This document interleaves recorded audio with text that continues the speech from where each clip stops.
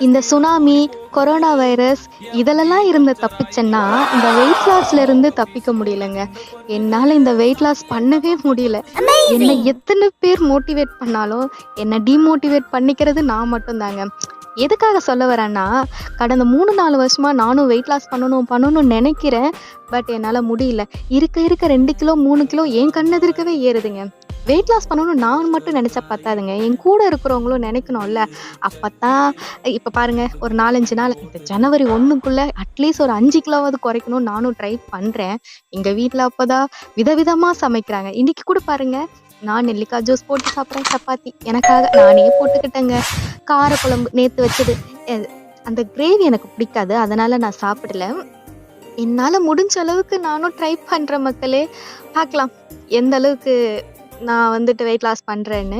Support பண்ணுங்க. மறக்காம என்னோட சேனல சப்ஸ்கிரைப் பண்ணுங்க. Tata, bye bye.